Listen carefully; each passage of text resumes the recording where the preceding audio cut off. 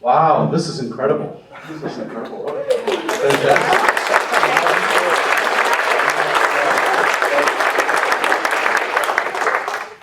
Well, good afternoon and welcome, everybody. My name is Paul Hoffman, and I'm the incoming Vice President as of next week. And so, thank you. First time at the podium doing this, so hope it goes well. We'll see here. Pat's got me in a good line here. So what you're doing. So I'm filling in for George, who's out for a little bit of family vacation. And I really appreciate everybody being here. It's our largest group yet that we've had, so thank you for coming here tonight. That's fantastic. So we'll begin with the opening music. Let's listen to Ellis Waller, who will play God Bless America on the bagpipes.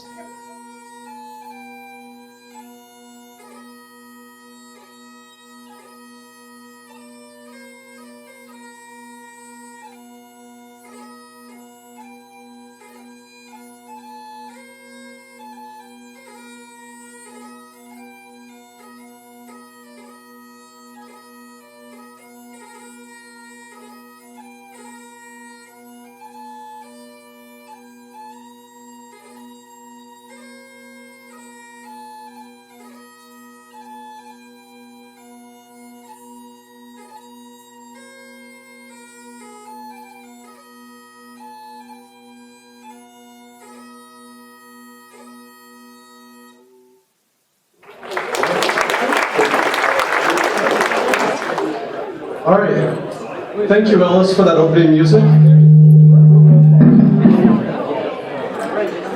I think he's getting better and better every week, isn't he?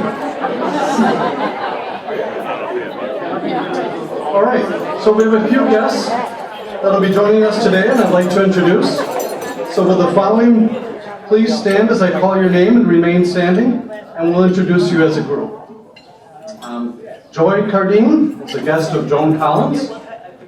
Joy, could you please stand? Dulce Donnell, who's here with Sandy Morales. Kathy Bailey is a guest of Mary Donahue.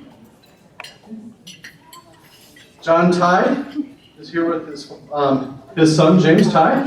John, welcome. Mike Semin is a guest of Jason Barron. Welcome, Mike. And Diane Ballwig is a guest of Carol Toussaint. So, Diane, welcome.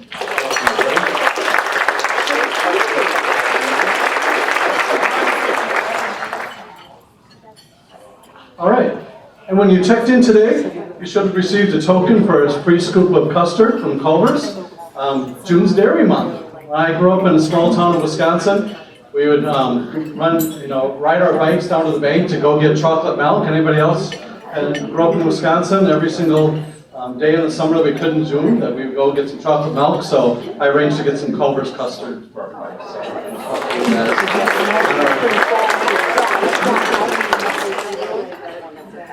All right, so we'll continue President George's monthly series of having newer member of our club interview a longer-term member. This helps us not only connect with a newer member of our club, but also to learn more about one of our longer-term members. This month, Kendall Cole interviewed longtime Rotarian and past President Angela Bartell. First, a bit about Kendall. He holds a bachelor's degree in education from Edgewood College, and is a Director of Business Development for Kraus Anderson Construction Company. He's a member of Commercial Brokers Group Madison, Smart Growth Greater Madison, Downtown Madison Inc., and Greater Madison Chamber of Commerce. Kendall will now come forward and tell us a little bit more about his interview with past Club President Angela Bartell.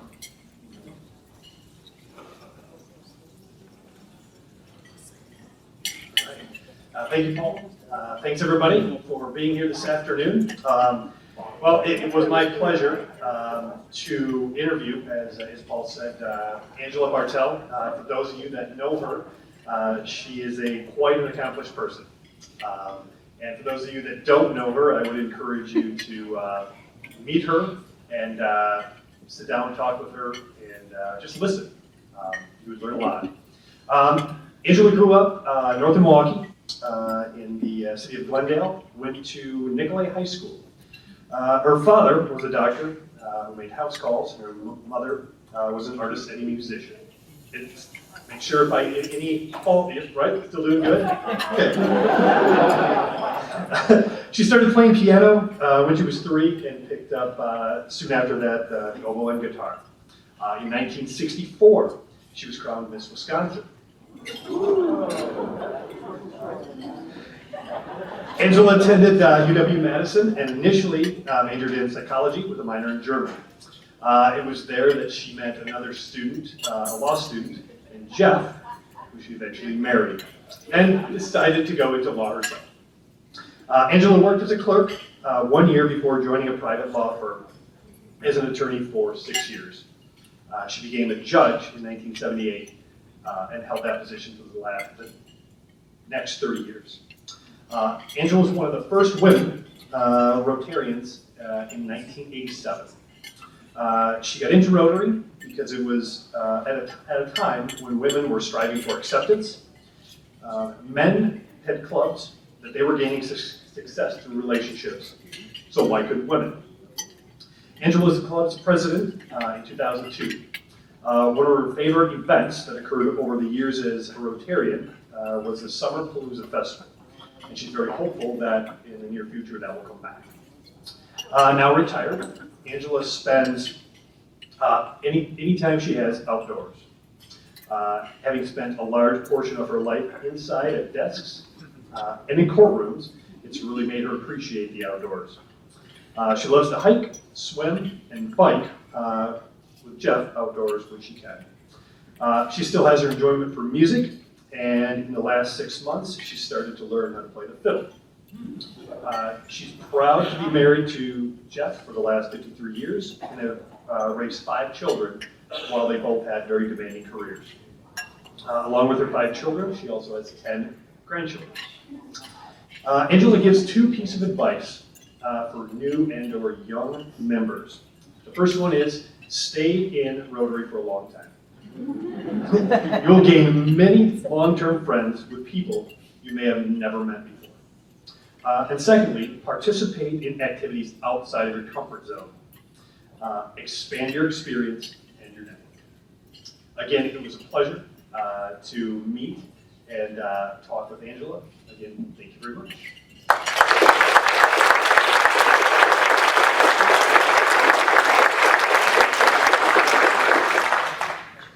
Thank you, Kendall. That's great to hear. Good recap for Angela. All right, I wanted to mention a few important notes. The first is about our meals. So beginning in July, we'll be transitioning to all buffet for meals. All right, so beginning in July, we'll be transitioning to all buffet for meals. So there'll continue to be salad options, and we'll move the hot meals to the buffet line as well. The coffee and dessert tables we have set up inside our meeting room will continue as it is. So that starts in July. And as we transition to the buffet style meals, if you see someone in line with mobility issues, please offer to help. Service above self, right? It's another great way we can connect with each other each week. The second item pertains to the membership dues billing. We would normally send the dues billing out for the upcoming 6-month period here in mid-June. However, since we didn't collect meal costs during the pandemic, many of you have been attending asked that the meals get added to your dues billing. And so that means that we'll be waiting until after our June 30th luncheon next week to send out our dues billings. If anyone wants to receive their billing prior to June 30th, they can call the Rotary office and they'll send it out to you sooner. Okay? If you want to prepay all for the next 5 years, that's fine too. I can need a loan for that too, I can arrange that too. Just here to help. So we have birthdays to celebrate with a bit of humor and wisdom that complements Rotary's mission. We also encourage members to make a gift to the Madison Rotary Foundation, rounded up to 100 for our Club Synergy Scholarship Fund. All right, so June 21st is Larry Hands, and June 21st is Karen Kendrick Hands. There we go. Wow. Does that happen every year? Oh, wow. That's incredible.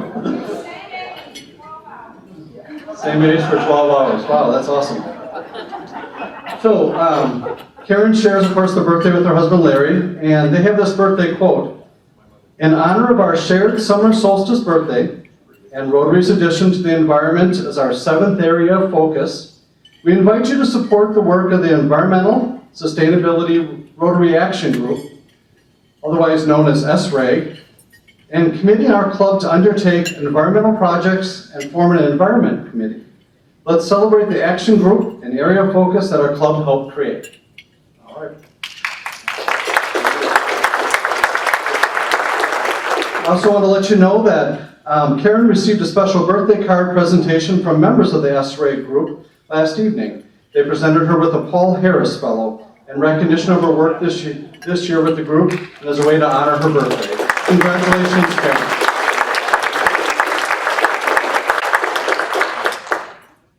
All right, we've got June 22nd, Neil Fauerbach, who says, "This has been a challenging year, and Rotarians have met it with creativity and elbow grease. Neil wanted us to give a standing ovation to our video wizards, Jason Barron and Brian Baskin, who have put in countless hours to keep us on the air in our homes this last year."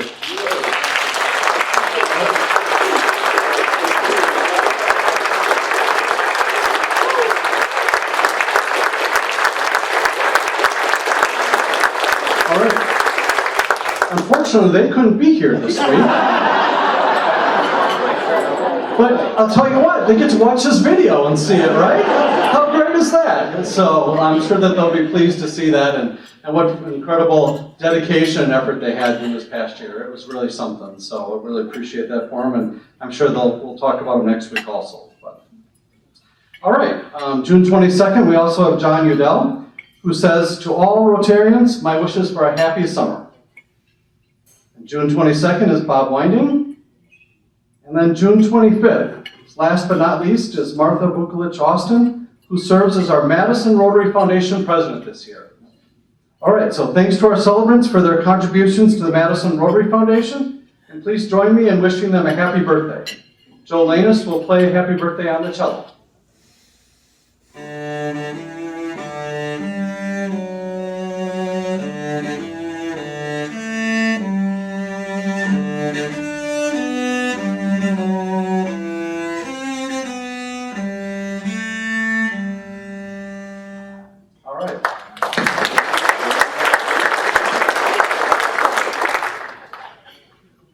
Next, we have some members in the news. We send get well wishes to Debbie Biddle, who's recovering from hip replacement surgery. So we wish her a speedy recovery.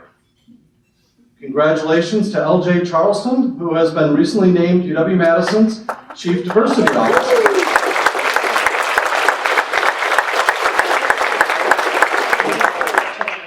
Oscar Morales was pictured and quoted in the Word of Mouth column of the Isthmus on the work of Synergy Co-working in Madison. So, congratulations, Oscar. Carmen Porco was mentioned in an article titled, "Raising a Community. Community Learning Centers play a critical role for the people who live and work there." That was in Madison Magazine in July here. And then James Ty was interviewed on Channel 3000 about the water quality in Madison's lakes and what can be done about it. And that was on June 21st. So good members of the news. It's always great to see the leaders that we've had in the Madison area. All right, now it's my honor to introduce our speaker today, Dr. Shon Barnes, who became Madison's police chief in February. Chief Barnes attended Elizabeth City State University, where he received a bachelor's degree in history and pre-law, and the University of Cincinnati, where he received a master's degree in criminal justice. He also holds a doctorate degree in leadership studies from North Carolina Agricultural and Technical State University, where his dissertation focus was racial disparities in traffic stops and the role of police leadership in community engagement efforts. Prior to coming to Madison, Chief Barnes served as the Director of Training and Professional Development in Chicago and was the former Deputy Chief of Police in Salisbury, North Carolina. I understand, by the way, that he was a Rotarian in Salisbury, and so we're hoping he'll be joining our Rotary Club in the near future. No pressure at all. No nice to see he's already got a pin on him. So little steps. So Chief Barnes was previously a captain of the Greensboro Police Department, where he began his career as a patrol officer in November of 2000.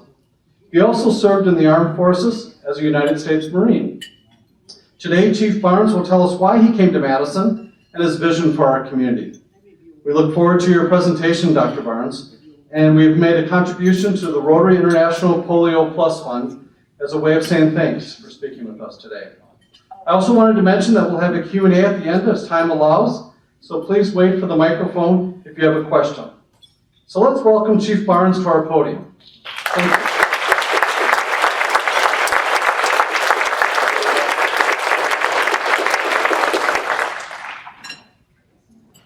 Good afternoon, everyone. You are happy to see each other face to face. Say good afternoon again. I think this may be my first speech to a live audience, actually. Not that they were dead on Zoom, but so I'm certainly pleased to be here. I certainly bring you greetings on behalf of my family and on behalf of the Salisbury Rowan Rotary Club. So this is my first Rotary Club meeting in a very, very long time. So thank you for inviting me.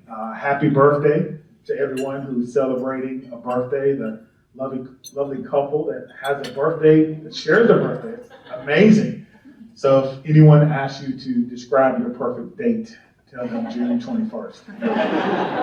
So I was asked to share a little bit about who I am as a person, which really influences who I am as a police officer, as a police leader. I was asked to share a little bit about my vision, and then I'm going to leave some time for questions because I want your voices to be heard, and anything that you may have needed an answer to, I'm going to give it my best shot. I won't promise you that I will answer it accordingly. If I can, I will, but certainly I want to hear what your concerns are. So let's go to the first slide. So let's talk a little bit about behind the badge. So those of you who can see the screen, I'm going to walk you briefly through the life and times of Shon Barnes. If you start left to right, the young man with the brown shirt and what appears to be a caterpillar over his lip, it's me as a young rookie officer. That's my attempt to grow a mustache in hopes of making myself look older. How many of you want to make yourself look older? Anybody? Yeah, that kind of went away kind of quickly. So as you can see from my bio, or heard from my bio, I started my career in Greensboro. So Greensboro in the northeastern part of, or the central part of North Carolina. In Greensboro, we wear all black uniforms. It's like we're like one of the only really police departments that wear all black. And this shirt, in this scene, or picture, excuse me, I'm wearing brown. So those brown shirts were left over from a previous administration years ago. And Chief David Williams, who was in love with LAPD. He thought that, Chief Tubbs, he thought that LAPD was to catch me out. And that's how it was back then. It was all about LAPD. So then, if Chief Williams was in love with LAPD that wears blue uniforms, why would he put Greensboro in black in the 60s? You might want to take a crack at that. Even though he'd never been to LA. Never been to LA, but he put us in black uniforms. The reason he did is because he had a black and white television. And he didn't know that it was blue. So, to this day, if you go to Greensboro, they wear black uniforms for Dave Williams, who I guess didn't want to buy a color TV, or they didn't exist. I don't know when color TVs came out. But you know, when I got that badge, I was very proud of the accomplishment. I was my class leader for my academy, the 78th PBIC. I got an opportunity to give the address for my graduating class, and I really believed everything I said. I said I wanted to be a police officer because I want to help people who otherwise wouldn't be helped. And I really mean that. And I think that's really the purpose of leadership. The purpose of leadership is not to be self-serving. The purpose of leadership is not to get accolades or to get on TV. But the purpose of leadership is to help people. And so as you go through your daily walk, and I've had an opportunity to meet many of you, I know you're very, in my opinion, powerful, successful people. Who are you helping along the way? And to me, that's the true definition of leadership. So I had an opportunity to work for 17 years there in Greensboro before being asked to go to Salisbury, North Carolina, which is a small bedroom community just north of our state's largest city of Charlotte. And they had a young black man who was shot and killed during the service of what's commonly referred to as a no-knock search warrant. The community was very upset, and they did not know how to heal. And so I got a call out of the blue one day from the chief who asked if I would come to Salisbury and work with them on rebuilding their community. And I did, and I said, well, you know, chief, you have to go to these meetings. He says, I'm absolutely not going to these meetings because they yell at me, they call me names, and they hurt my feelings. And I said, well, welcome to police work. Someone should have told you that it's not always Rotary Club meetings. So I started going to those meetings for him, and you know, I learned that in leadership, sometimes you have to take a hit. You just do. And I think resilience is a big part of leadership. In your business, you may have down quarters. You may have employees who leave. You may have employees who take a big part of your business with you. But resilience is very important for being a leader. So we were able to put our community, that community, back together by listening and doing some of the things that they asked. Their big ask was to completely do away with no-knock search warrants.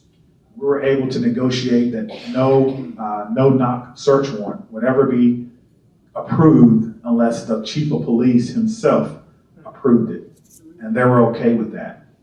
And subsequently, he asked if I would come and be his deputy chief, and I said, well, you don't have a deputy chief. He said, well, I'll make one for you. And so they made me an offer I could not refuse, which means they gave me more money. And I told the good folks at Greensboro, you know, that you will always be in my heart, but I wanted to go and try something different. And so the picture next to that picture is the day I was sworn in as Deputy Chief of Police, the newly created Deputy Chief of Police in Salisbury. The person standing next to me is my younger brother, so we are blue bloods, and as you can tell from the picture, I'm taller. I'm better looking. He got all the talent, got all the height and everything. So he's an excellent police officer. He's been a police officer now for probably almost 15 years. He went right from the Marine Corps to being a police officer. My father raised 2 cops and 2 Marines. So my parents, so I think they did something right. I've always enjoyed being a police officer. My brother saw that and wanted to follow in my footsteps. I'm very proud of him. The picture in the middle, the black and white picture, is me, and I'm in Selma, Alabama. And so we all know what happened in Selma, Alabama in 1965 on Bloody Sunday. That picture was taken last year in August. Myself and 2 other police officers, executives, one from Texas and one from Sacramento, we're very good friends. You know, we couldn't protest, right? We had to manage a police department, we had to manage people, but we wanted to do something. We wanted to leave our mark on what was happening in our country. So we traveled to Selma, Alabama. We reached out to Pastor Leota Strong at Brown AME, and he allowed us to come and spend an entire day going through archives and reading handwritten notes from John Lewis and Dr. Martin Luther King Jr. and others. He gave us really unfettered access to everything at Brown AME. You know, that experience really, it almost changed my life because I had an opportunity to go through history firsthand and see why people were protesting. Because for those of you who do not know, in 1965, those police officers who met the demonstrators on the Edmund Pettus Bridge, which is still named for the Grand Dragon of the Ku Klux Klan, they were not there to protect them. They were not there to exhibit justice in the way we define justice today. And I wanted to understand about that. Before I was a police officer, I was a history teacher. So for 4 years, I taught in the public school system. I taught U.S. history and world history. My undergraduate degree is in history, pre-law, and then I went back and got a concentration in secondary education from East Carolina University in Greenville. So I love history, so it was great for me to kind of look and to kind of learn. So the following day, we went back to the Edmund Pettus Bridge, and we decided to walk 54 miles from Selma to Montgomery in August in Alabama. And I learned so much on that journey, and I'll share just a couple of things, 3 quick things about that journey that I learned that I want to leave with you. The first thing is that as we were walking, there were people who saw us, but we didn't see them. And there were people who stopped to tell us that. So the first thing I learned about the true nature of America is that people want to be seen. They really do. And those persons who stopped by to offer us food and water or anything that we need had saw us on our journey. And so I see you is really one of the themes from that journey. We need to recognize people for who they are and what they may be going through. We don't need to put on them what we think about their character, but to stop and have a conversation. That's the true nature of America. Those persons who stopped to check on us were white, black, Latinx, male, female, visitors, you name it. This is the true nature of America. It is not what you see on Fox. It is not what you see on CNN or any other news station. No disrespect to our news affiliates in here. But we're not a divided country. I saw that firsthand. And so I would suggest that you take an opportunity to journey and see America for what it's worth. The second thing I learned is that people want to be listened to. There were some people who stopped us on that journey who were not happy that we were there. There were certain people who stopped on that journey that, I kind of had to back up a little bit. I'm still a cop, I'm doing all this and doing all that. And they were upset that we were there and people came to Selma to film a movie, made millions of dollars, left, and then the town still looks like it looks now. It still looks like 1965. I'm just going to tell you that right now. They wanted to know why no one has heard that they want economic development. Why do communities still look like they look there? While going through the archives, by the way, I found, discovered Jimmy Lee Jackson. And so for those of you who do not know, Jimmy Lee Jackson was a young 26-year-old deacon in the AME church. And back in those days, to be a deacon that young was quite an accomplishment. He was a military veteran. He was the first person who was killed on Bloody Sunday trying to protect his mother and his wife. I asked the pastor where was his relatives, because he had a young daughter at the time. And he had tracked her down, and she lives in community housing. There's nothing wrong with that. I grew up in community housing. But how is it that so many years later, their situation has not increased? And that's why people were frustrated along that journey when they stopped to talk to me. It was a great education.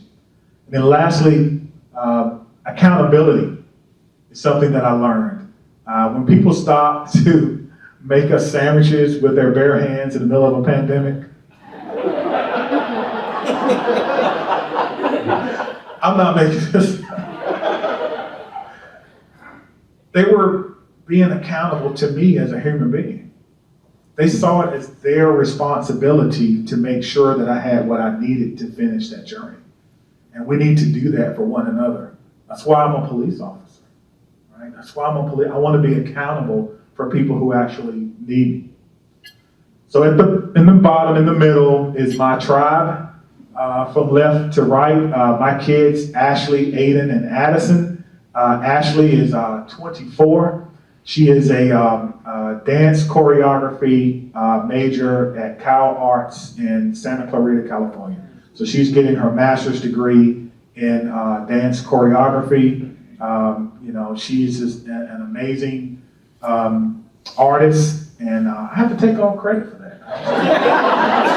Not because I can dance, but because when she was walking with me as a young girl, we walked past a vulgar dance studio. It's called Vulgar Dance Studio.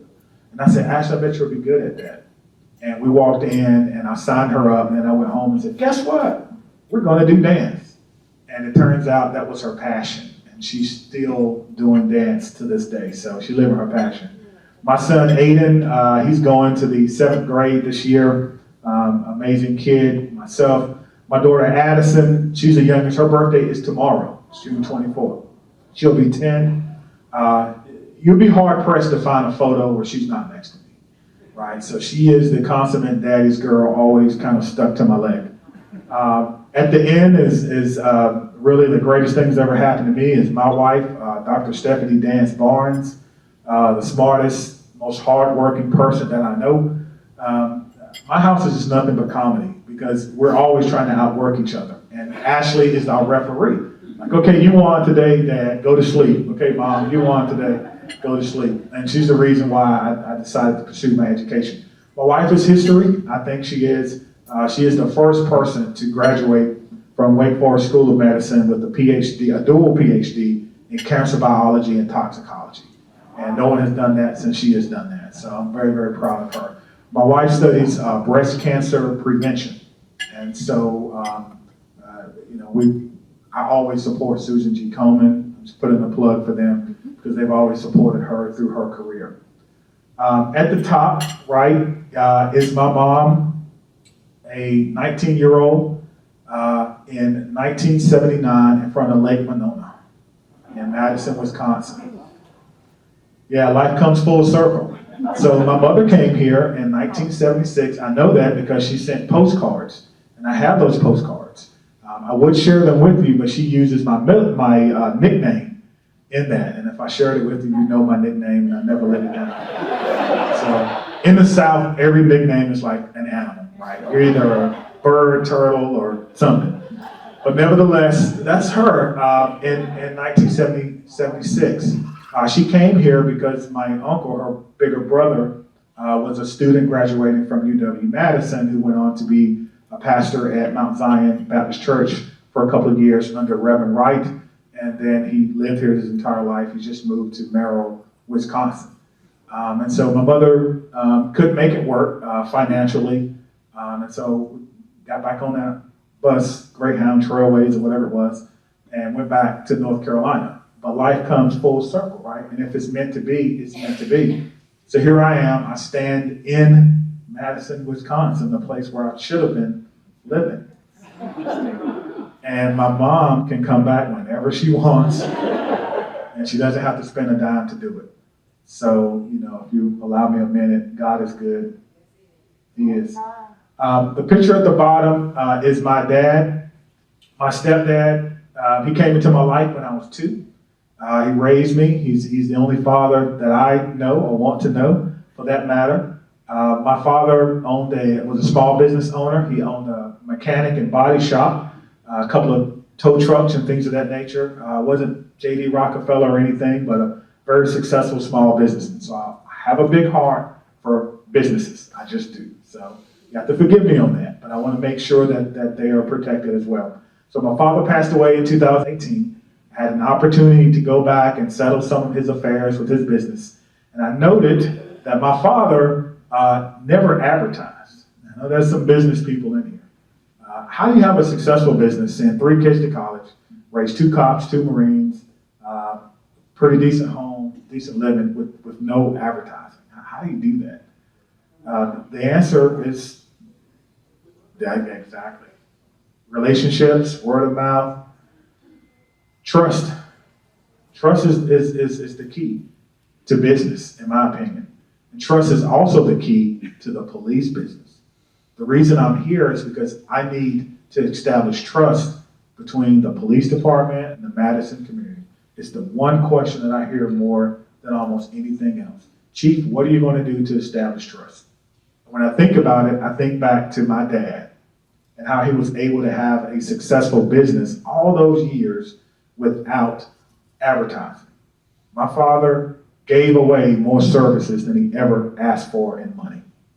In fact, most of our arguments, once I became an adult, you don't argue with your parents in the South, but once I became an adult, Dad, why don't you raise your prices? You know how much the dealership is charging for this? What are you doing? And he would say, our community can't afford that.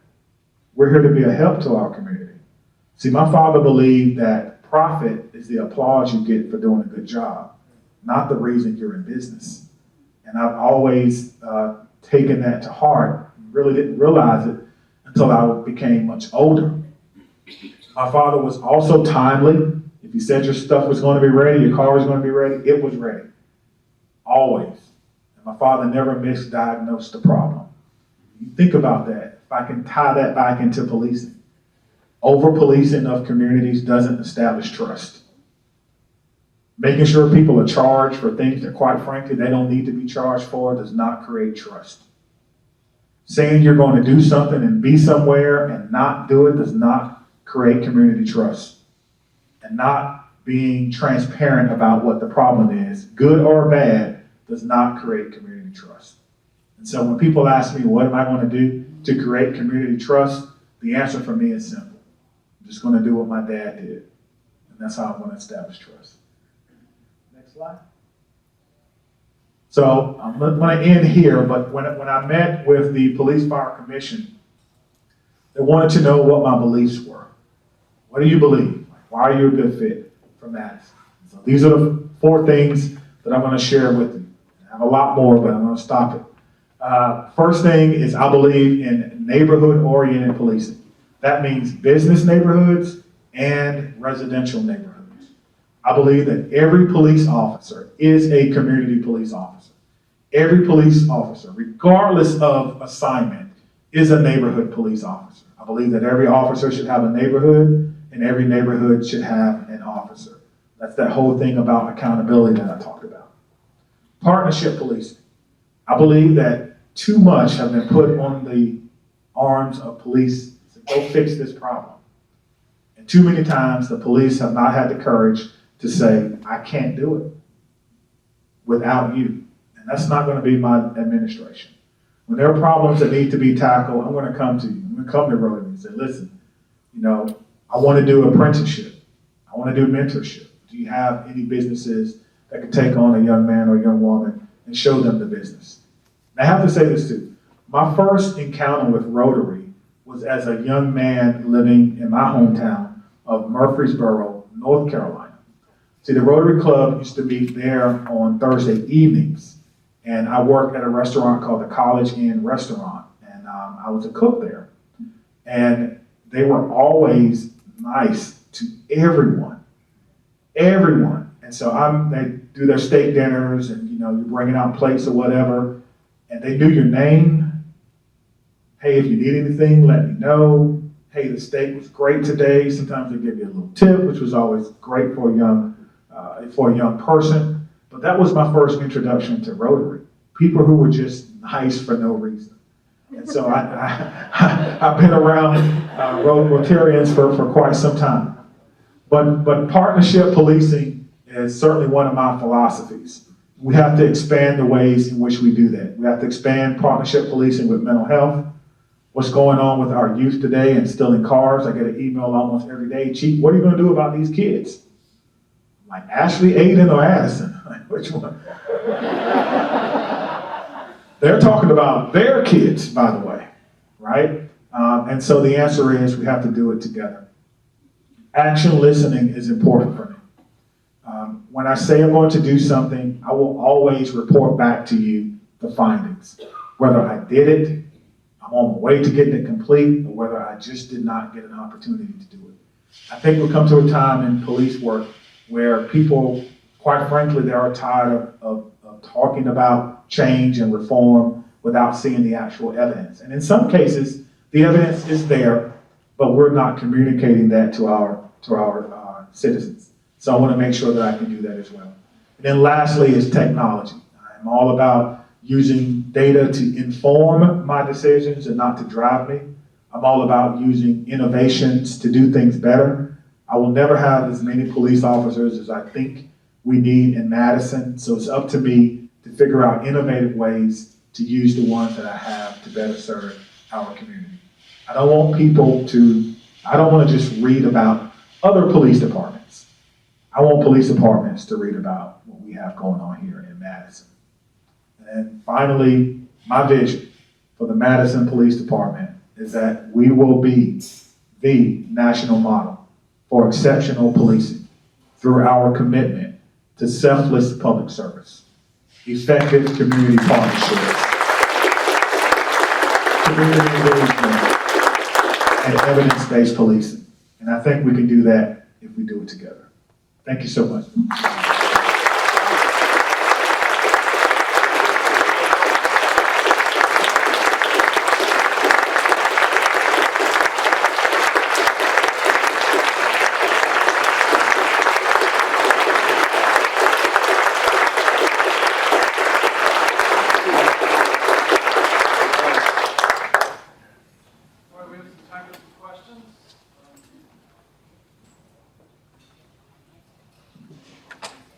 Of course, Renee, you're all the way across the room. Hi, Chief.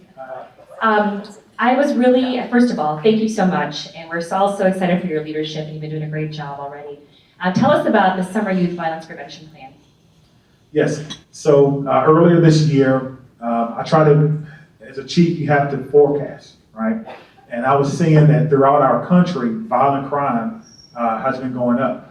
And so what you will have is you'll have that wave will hit you just in different metrics. So what I asked the district commanders to do was to go through an exercise of strategic planning. I believe if you do not have goals, you're not going to hit goals. If you do not have objectives, you're not going to hit objectives. And so I put together a template for them, married. Yeah, I guess that's the right word, but I paired them with our crime analysts. And they sat down and went through the data. They looked at what's going on here in Madison. They looked at youth problems, gang problems, and then they put together a strategy, 90-day strategy for keeping crime down here in Madison. And I don't want to speak too soon, but things are looking really, really good. Really, really good. Considering last year was a year that people were staying home, we're looking really, really good. But we have to keep it up. And part of the strategies that I asked them to do was every strategy had to have a community engagement component. Every strategy had to have a problem-oriented policing component, which means that what crimes are you looking for? For some districts, they're looking at residential burglary, larceny from auto, car thefts, and maybe discriminate shooting, right? Or shooting in occupied homes, right? Some other districts may be looking at something different. But what they have is outputs. So as a leader, I am not concerned about outcomes, just outputs. So this is how I explain it to them. You've all seen the bicycle with the light bulb attached to it, and when you pedal it, the light bulb comes on, right? So the light bulb is the outcome. The pedaling is the output. And so what I want to make sure is that we're pedaling. If the light bulb never comes on, I'm good with that. But what we won't do is not try. What we won't do is not have a process where we're not pedaling. And so that strategic plan talks about foot patrols. It talks about doing stationary patrols. It talks about traffic on East Washington Street, which I've been told is sometimes a problem. I was on East Washington Street 2 days ago and someone challenged me to race.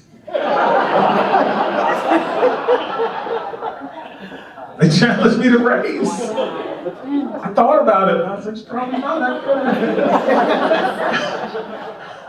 good. So yes, will I solve the problem of drag racing on East Washington in 90 days? Probably not. But that doesn't mean I'm not going to try. Remember, it's about the outputs and not the outcomes. Thank you for coming and for sharing your journey to get here. Communities need good policing, schools that serve their students, and a safety net for mental health. Too many times when the schools and the mental health system doesn't cover it, it lands on the police with not good consequences. How can we support the other two sectors to make your department more effective? It's a great question. You know, that question really speaks to the collaborative effort that we need. And, you know, I'm a firm believer that you don't have to reinvent the wheel.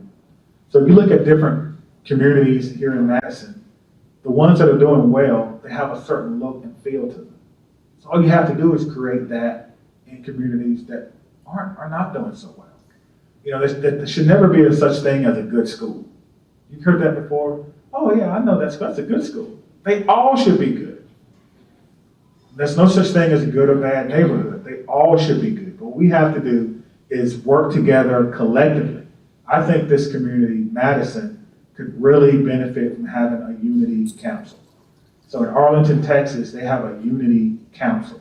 And that unity council is made of people from education, from policing, from nursing, public health, social services, and they all work together as a unified council to adopt a neighborhood.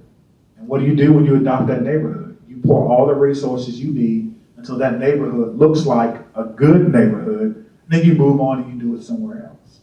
And I think that's certainly the key.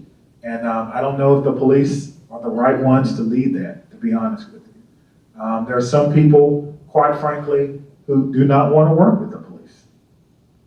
You know, I still have some more bricks to lay on that road of trust before I can go to people and say, hey, can you partner with me? And so that effort may need to be led by someone else. But I can promise you this, if it does happen, you have my total support. Thank you very much.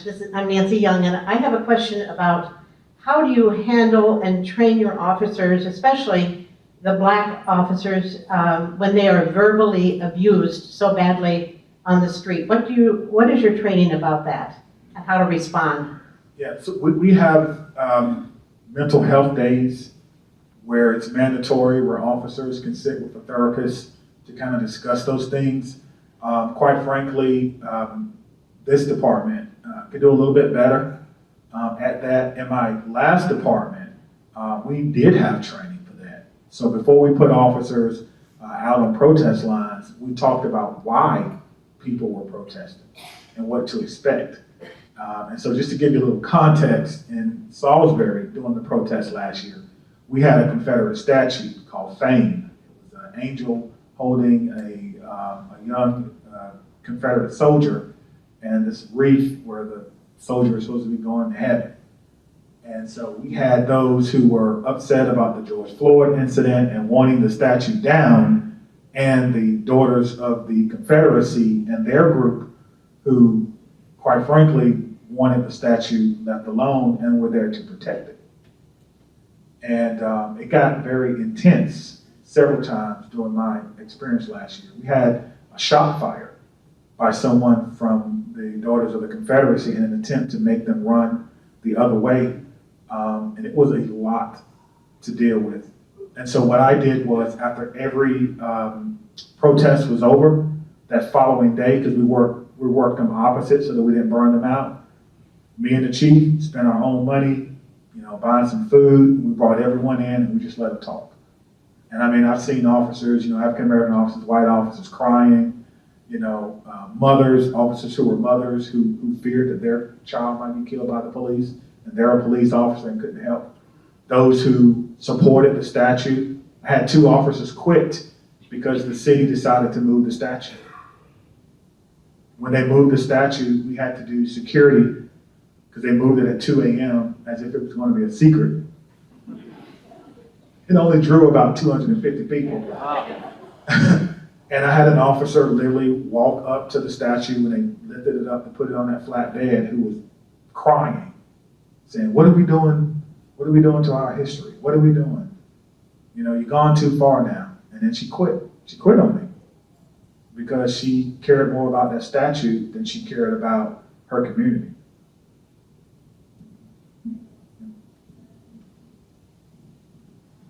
Thank you for coming. You're very insightful. I was wondering what impact you will have on the training of police officers before you get them rather than afterward. Meaning in the academy? Well, that's something I really haven't wrapped my head around too much. We have a pretty robust training academy. Obviously, I think training academies could be longer. My personal philosophy is that police academy should be about training, and it should also be about education. And I think they're 2 totally different things, right? And so training is about the procedures, how do you do it? The education is more about the why and understanding. And so that's what I'm working to do and create in our academy. I know we do a lot of scenario-based training that I'm very much in support of, but there's also virtual reality training out there now. That's a lot of good companies. I work with a company in DC called Will Interactive, WILL Interactive, and I was a script reviewer for some training on dealing with people with mental health and autism. And so my job was to look over their script and like, no, cops don't talk like that. No, they wouldn't do that. And we don't really say freeze, you know, like you do on TV. So. But, you know, just trying to make it more realistic for them. And also it goes into picking people. More that, you know, when people say diversity, they immediately go to skin color, right? But I need people who understand other people. And sometimes, in my experience, that great applicant on paper who's got his degrees, never been in trouble, he's also never talked to anyone that does not look like him, right? He's also, or she has also never been around people who were upset or had mental illness or never been in a situation where they had to figure out how you want to get back. You know, as I mentioned earlier, you know, I grew up in housing authority, projects or whatever you want to call it. And you had to be adaptable. You know, you just did. You had to be witty at times. You had to be smart. You had to be tough. You had to know how to not get in trouble and how to recognize trouble when it's coming. And then on the same side, now my father's business takes off. And now we build a house. And now my brother comes along, and now, you know, my father's going to business meetings, or, you know, he's involved in civic stuff, and I'm around these people that I've never had to deal with before, and I learned to be adaptive. All those experiences helped to make me who I am. That's why I could always talk to people. Being a public school teacher, I don't know if we have any teachers in the room, but, you know, if you have 30 kids in your class, you have 30 different personalities. No, I'll take it back. You probably have 45 different personalities in your class. So you learn rather quickly how to be adaptive. And I think all those experiences have helped me with my career. So it's training, education, and background, which helps to make a good police officer. So thank you for being here today and for sharing much of your experiences in a personal way. As you think about leadership and new leaders taking hold, coming off of the past year and all that our police officers have dealt with, what strategies are you using to transition in that leadership role to bring them along to some of the great things you're sharing with us today? So one of the things that I do is I think communication is the way you bring them along.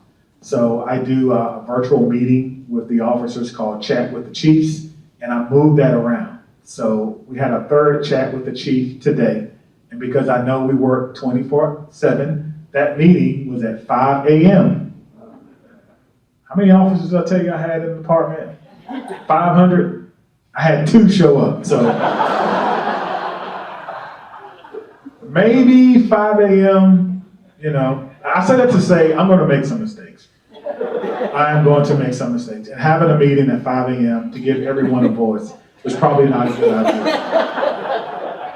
But the other meetings that I've had at 1 and 2 have been very successful. We also have a virtual kind of blog that just goes to me, where officers can go on there and express their frustrations. Some people express through writing. You know, I'm one of those, I journal, right? And that kind of helps me out as well. And if they're upset with me and that happens, they'll write me and say, you know, I don't know why you don't do this. Why aren't you more forceful? Why aren't you, you know, and that's okay. You know why? Because it's therapeutic for them when they can write it. They're journaling, they don't even know it. I done tricked them into journaling, right? It just goes to me. We also do a Chief's Corner, where I'll pick a hot topic and we'll do a video on it. Sometimes we put those videos out.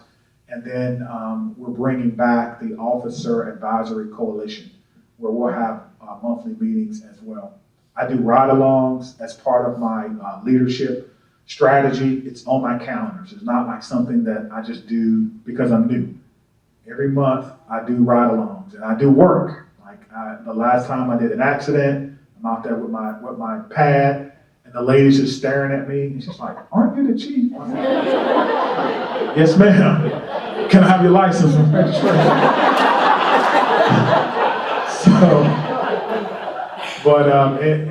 Foot patrols, but you have to do that. Leadership is intentional, by the way. There are some people who I think just are great leaders. Nelson Mandela, I think, was a great leader. I think Martin Luther King Jr. obviously was a great leader. I think Mother Teresa was a great leader. These are people who just had it, right? They just had it. I'm not that. So everything that I do is certainly intentional. In fact, Mother Teresa has my favorite leadership quote, by the way. She said, "Lord, I know you know how much I can bear. I just wish you didn't have so much confidence in me." That's my favorite leadership.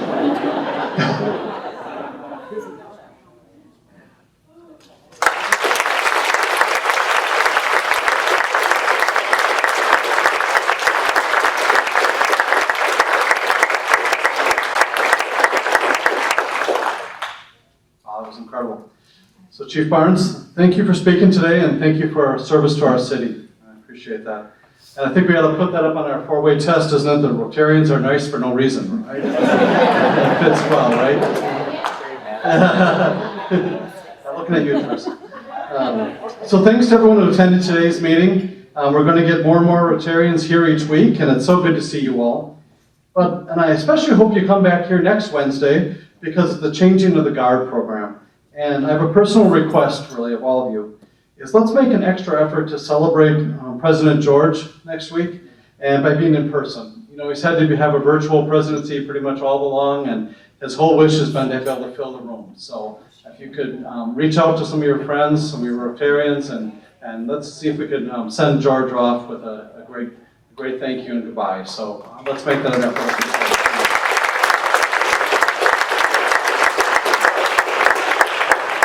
With that, we are adjourned.